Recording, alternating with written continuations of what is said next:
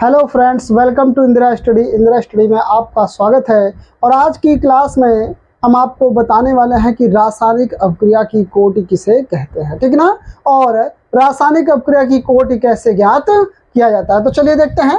ठीक है, एक वीडियो में आपका पूरा सब कुछ क्लियर हो जाएगा। जिन बच्चों को रासायनिक अपक्रिया की कोटि निकालना नहीं आता है, ठीक है, वे लोग बहुत ही आसानी से अपक्रिया की कोटि निकाल सकते हैं, ठीक ना। तो चलिए देखते हैं कि रासायनिक अपक्रिया की कोटि कैसे ज्ञात की जाती है। और सबसे पहले ये जानते हैं कि रासायनिक अपक्रिया की कोटि किसे कहते हैं। तो चलिए ध्यान से सुनिएगा कि रासायनिक अपक्रिया की कोटि किसे कहते हैं, ठीक है ना बेटा।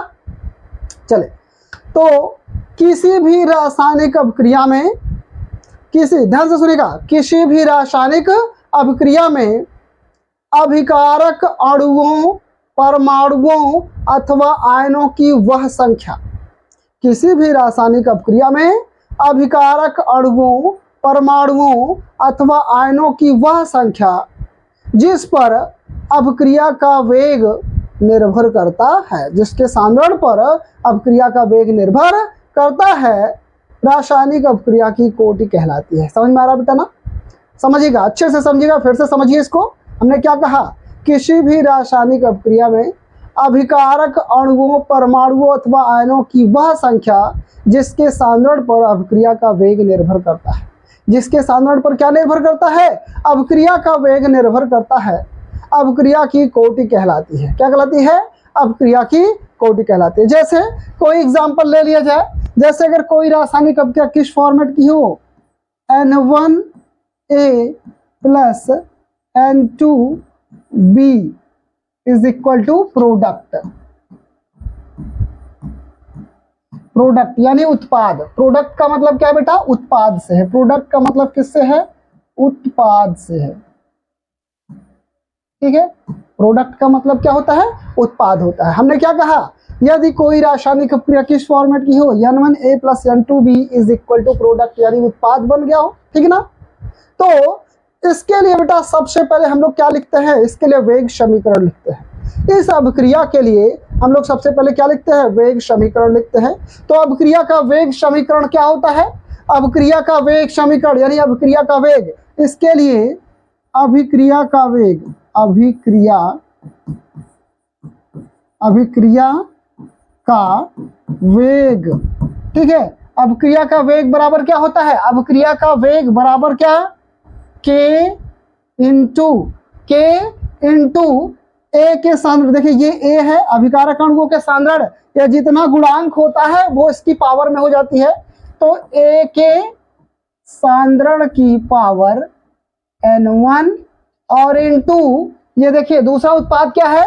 दूसरा उत्पाद B है, इंटू B के सांद्रण की पावर N2, ठीक है। इसी तरह से बेटा अगर तीसरा उत्पाद होता तो उसे C की सांद्रण की पावर या जो भी है रहता उसके अनुसार आप कह देते, ठीक ना। तो सबसे पहला काम क्या करोगे आप लोग? अगर रासायनिक अपक्रिया की कोटि निकालना है तो सबसे पहला काम क्या करोगे? उसके लिए आप वेग समीकरण लिखेंगे। और वेग समीकरण लिख लिए तो समझ लीजिए रासायनिक अपक्रिया की कोटि ज्ञात कर ली और समझ में आएगा, ठीक ना। तो यहाँ पे आप देख रहे हैं जो रासायनिक अपक्रिया का वेग है वो अभिकारक ए के सांद्रण की पावर क्या है? N1 है ना। यानी कि ए का जो अणुओं की संख्या है वो N1 है। जो N1 है वो ए के अणुओं की संख्या है, और जो N2 है वो बी के अणुओं की संख्या है। किसके अणुओं की संख्या है? बी के अणुओं की संख्या है ना। यानी जो अपक्रिया का वेग है, ठीक है, जो अपक्रिया का वेग है वो ए के N1 घात पर निर्भर कर रहा है और बी के N2 घात पर निर्भर कर रहा है, ठीक है ना बेटा। तो अपक्रिया का वेग किस पर निर्भर कर रहा है? ए के N1 घात पर निर्भर कर रहा है और बी के N2 घात पर निर्भर कर रहा है। समझ में आ रहा है? ठीक है। और समझ में आएगा, मजा आया तो ठोक के लाइक और शेयर करिएगा। चलो बेटा ध्यान से देखिए, अच्छे से समझिए। हमने क्या कहा कि अगर कोई भी अपक्रिया इस तरह से दे दिया जाए, N1A plus N2B is equal to उत्पाद, तो इसके लिए आप लोग सबसे पहले क्या करेंगे? वेग समीकरण लिखेंगे। तो अपक्रिया का वेग, ठीक है, आपको पता होगा अपक्रिया का वेग अभिकारक अणुओं के सांद्रण पर निर्भर करता है। अपक्रिया का जो वेग है वो अभिकारक अणुओं के सांद्रण पर निर्भर करता है।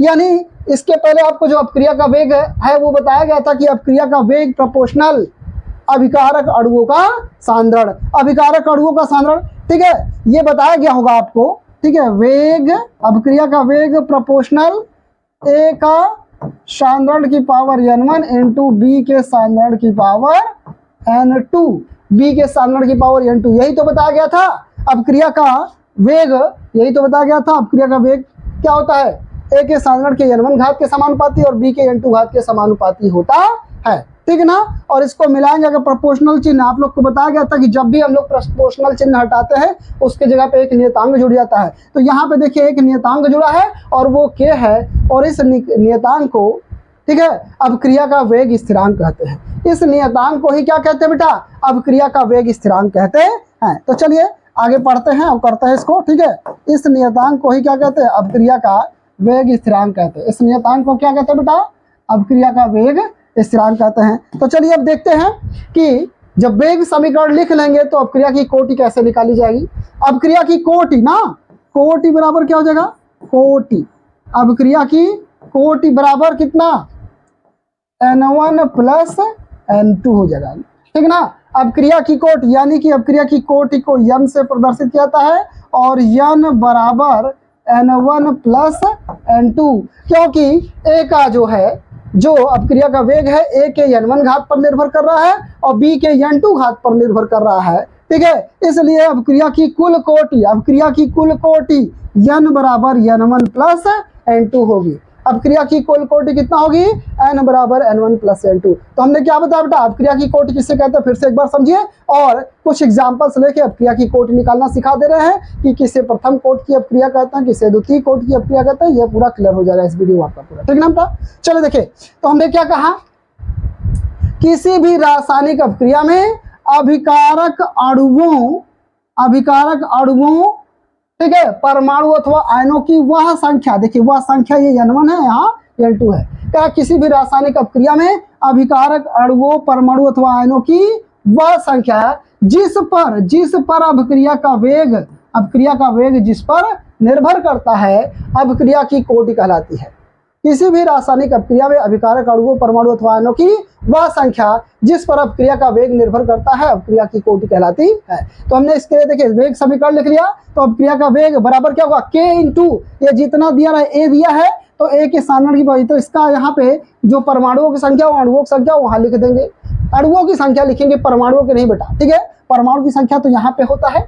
ठीक है, नहीं n1 देखिए a की पावर कितना हो गया n1 और b के सांद्रण की पावर n2 हो गया। तो अभिक्रिया की कुल कोटि कितना हो जाएगा, n1 प्लस n2, यानी अभिक्रिया की कोटि n बराबर n1 प्लस n2, यहाँ से निकाला जाएगा अभिक्रिया की कोटि। तो चलिए कुछ एग्जांपल्स लेते हैं, कुछ एग्जांपल्स आपके सामने है। चलिए देखिए, ये अभिक्रिया है तो इसके लिए सबसे पहले वेग लिखेंगे, अभिक्रिया का वेग बराबर कितना, k इंटू, देखिए अभिकारक, ये एक अभिकारक है तो कितना हो जाएगा, CHCl3 के सांद्रण की पावर 1 और इंटू Cl2। अब एक चीज आपको समझ लेना है कि जो अभिक्रिया का वेग है वो गैसों और जल के सांद्रण पर निर्भर नहीं करता।